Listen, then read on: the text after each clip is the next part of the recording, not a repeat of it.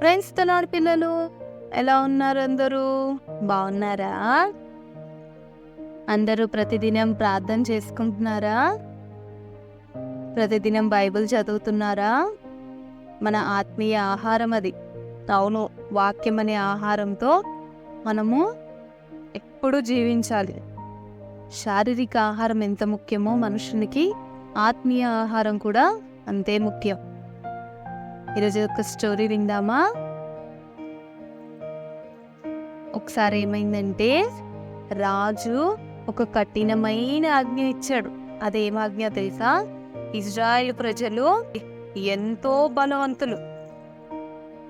బలవంతులైతే ఆయన రాజ్యం పోతుందేమో, మరి ఆ బలమైన జనాంగం నుంచి ఒక రాజు రాబోతాడు, వీళ్ళందరూ గొప్పవారు అయిపోతే కనుక మరి ఎవరు మా దగ్గర పనిచేస్తారు, మా దగ్గర ఎవరు బానిసలుగా ఉంటారు అని చెప్పి రాజు ఆలోచించి ఏం ఆజ్ఞ జారీ చేస్తాడంటే, ఎవ్వరు ఇజ్రాయెల్ ప్రజలలో ఏ ఒక్కరికి మగ సంతానం అనేది ఉండకూడదు అని చెప్పి ఆజ్ఞాపిస్తాడు. మగ సంతానం అంటే మగపిల్లలు ఎవరైతే పుడతారో వాళ్ళని పుట్టగానే చంపేయాలని చెప్పి రాజు ఆజ్ఞ జారీ అవుతుంది. అప్పుడు ఇశ్రాయేలు తల్లులు ఎంతో బాధపడతారు. హెబ్రీ స్త్రీలు ఎంతో బాధపడి అయ్యో మరి మాకు పుట్టిన ఈ మగ బిడ్డని చంపేస్తున్నారే అని చెప్పి మరి ఎంతో దుఃఖిస్తారు, ఎంతో వేదన చెందుతారు. అయితే రాజు మాత్రం చాలా కఠినమైన ఆజ్ఞ ఇస్తాడు. ఎందుకంటే మరి అప్పుడు ఇజ్రాయెల్ ప్రజలు ఐగుప్తు దేశంలో బానిసలుగా ఉన్నారు. ఇజ్రాయెల్ ప్రజల్ని దేవుడు దీవించి వారిని ఒక సపరేట్ జనాంగంగా చేసినప్పుడు వాళ్ళు ఎక్కడ తనకి విరుద్ధంగా అయిపోతారో, తన రాజ్యం వెళ్ళిపోతుందో అని చెప్పి వారు ఎప్పటికీ బానిసల్లాగే ఉండాలి. రాజు అనేది వాళ్ళ దగ్గర నుంచి పుట్టకూడదని చెప్పి రాజు ఏం చేస్తాడంటే మగ పిల్లల్ని చంపమని కఠినమైన ఆజ్ఞ జారీ చేస్తాడు. అయితే ఈ ఐగుప్తు ప్రజలు మరి ఇశ్రాయేల్ ప్రజలు బానిసత్వంగా ఉన్నప్పుడు చాలా ఇబ్బంది పెడతారు. చాలా పనులు చెప్పేవారు అనమాట. చాలా శోధిస్తూ ఉండేవారు వాళ్ళని. అయితే అలా జరుగుతుండగా ఒక ఆంటీకి మగ పిల్లోడు పుడతాడు. ఇప్పుడు ఏమవ్వాలి? మగ పిల్లోడు పుట్టినప్పుడు మరి చనిపోవాలి కదా అబ్బాయి. అయితే ఆ ఆంటీ ఏం చేస్తుందో తెలుసా? 3 నెలలు మరి ఎవరికంటా పడకుండా ఆ మగ బిడ్డని దాచుతుంది. ఎంత కష్టం కదా. మరి చిన్న బిడ్డ ఏడ్చినప్పుడు బయటికి సౌండ్ వస్తుంది కదా. అయినా కూడా ఆ ఆంటీ ఎంత చురుకైన ఆంటీ అంటే మగబిడ్డ అని బయటికి మరి రివీల్ చేయకుండా ఆ బిడ్డని 3 నెలలు దాచిందంట ఆంటీ. 3 నెలల తర్వాత ఇంకా నేను ఈ బిడ్డను దాచలేను, ఇంకా ఈ బిడ్డ గట్టిగా ఏడ్చినప్పుడు ఎలా అయినా తెలిసిపోతుంది అని చెప్పి ఆంటీ ఏం చేస్తుందంటే ఒక జమ్ము పెట్టె తయారు చేస్తుంది. ఆ జమ్ము పెట్టె మరి వాటర్ ప్రూఫ్ జమ్ము పెట్టె. అవును, ఆ రోజుల్లో మరి ఆంటీ చాలా చురుకుగా మరి జమ్ము పెట్టె తయారు చేయడం అనేది నిజంగా చాలా గొప్ప విషయం. అయితే ఆ చిన్న బిడ్డని ఆ జమ్ము పెట్టెలో పెట్టేసి ఆంటీ ఏడ్చుకుంటూ తీసుకెళ్తుంది అనమాట. ఆ బిడ్డని ఎక్కడికి తీసుకెళ్తుందో తెలుసా? నైలు నదికి తీసుకెళ్లేది. నైలు నది అంటే అది ఎల్లప్పుడూ ప్రవహించే నది. ఆ నదిలో మరి ఆ బిడ్డని వదిలేయాలని చెప్పి ఆంటీ అనుకుంటది. అయితే ఆంటీ అనుకున్నప్పుడు ఆ బిడ్డని నైలు నదిలో మరి వదిలేయడానికి జమ్ము పెట్టె తయారు చేసింది కదా. ఆ జమ్ము పెట్టెలో ఆ చిన్ని బిడ్డని పడుకోబెట్టి మరి ఆంటీ ప్రార్థన చేసుకుంటూ వెళ్తుందన్నమాట. అయ్యా యెహోవా దేవా, ఈ చిన్న బిడ్డని రక్షించు, నా చేతులతో నేను చంపలేను.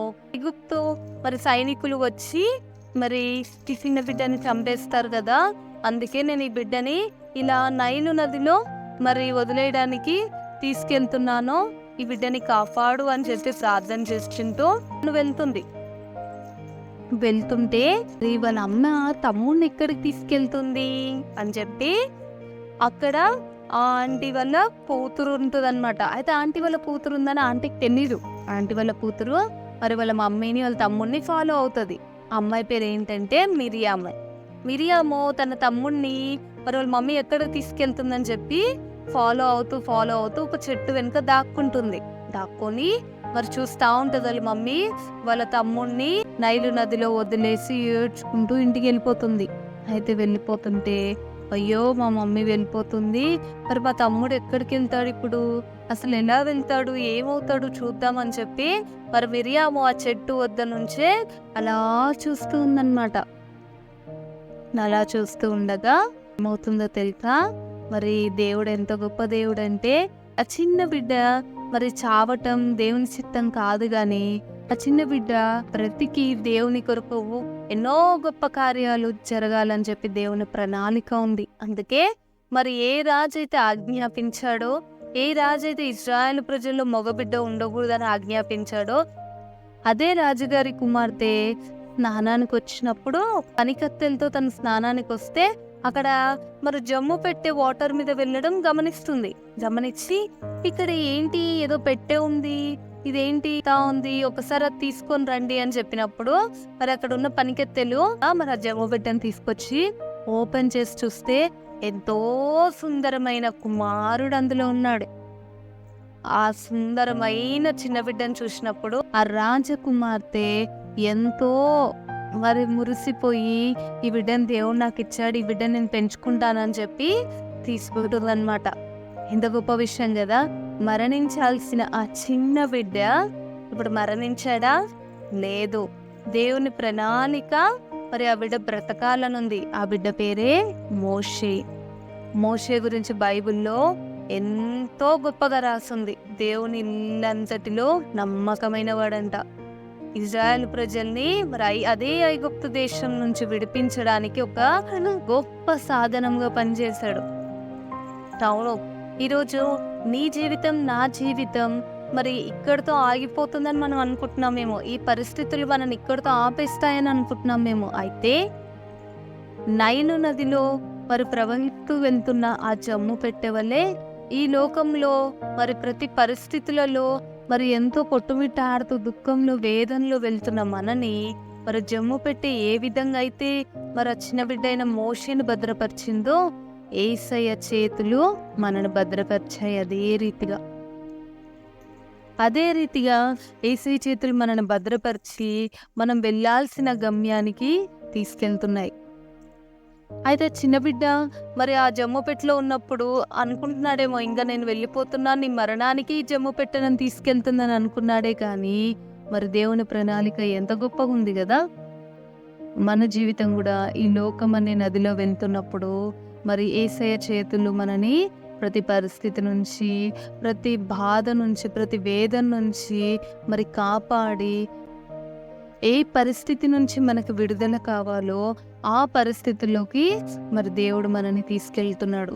అయితే నీకు అర్థం కావట్లేదేమో, ఇంకింతే నా జీవితం అని నువ్వు అనుకుంటున్నావేమో. లేదు, నువ్వు వెళ్తున్న మార్గం రిమోట్ కంట్రోల్ ఎవరి దగ్గర ఉందో తెలుసా? దేవుని దగ్గర ఉంది. దేవుడికి తెలుసు నువ్వు ఏ మార్గంలో వెళ్ళాలో. దేవుడు నిన్ను దగ్గరుండి ప్రతి పరిస్థితులలో నీ చెయ్యి పట్టుకొని తీసుకెళ్తున్న దేవాది దేవుడిని నువ్వు నమ్ము, విశ్వసించు. ఒక దినాన నీ స్థితి మారబోతుందని, ఒక దినాన్న ఇప్పుడు నువ్వు పడుతున్న ఈ వేదన ఇంక ఉండబోదని నువ్వు నమ్మాలి. అవును, దేవుని ప్రణాళిక మన జీవితంలో ఎంతో ఉన్నతమైనది. అది మనకి ఇప్పుడు అర్థం కాదు. ఒక దినం వస్తుంది, మోషే ఎంత గొప్పగా దేవుని కొరకు వాడబడ్డాడో, ఎంత గొప్పగా దేవుని మహిమ కొరకు తన జీవితం ఉందో, ఈరోజు నీ జీవితం కూడా నీ పరిస్థితిలోంచి దేవుడు లేవనెత్తి ఆయన మహిమ కొరకు నిన్ను నిలబెట్టబోతున్నాడు. నమ్ముదామా? ప్రార్థన చేసుకుందామా? పరిశుద్ధమైన తండ్రి, నమ్మకమైన దేవా, మీకే వందనాలు ప్రభువా. మీరెంతైనా నమ్మదగిన దేవుడవు ప్రభువా. మరణ స్థితిలోకి వెళ్ళవలసిన మోషేని మరి మీరు భద్రపరిచి కాపాడి అదే ఐగుప్తు దేశం నుంచి విడిపించడానికి, నీ బిడ్డలైన వారిని విడిపించడానికి మరి నువ్వు వాడుకున్నావు ప్రభువా. నీ మహిమ కొరకు బిడ్డ జీవితాన్ని వాడుకున్నావు ప్రభువా. అందుని బట్టి వందనాలు. మరి మా పరిస్థితులను బట్టి కూడా ప్రభువా మీరు మమ్మల్ని విడిపించి మీ మహిమ కొరకైతే మమ్మల్ని వాడుకుంటున్నారని మేము నమ్ముతున్నాం.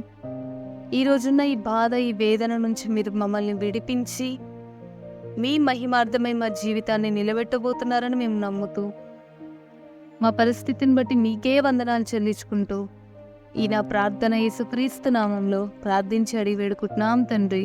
ఆమేన్.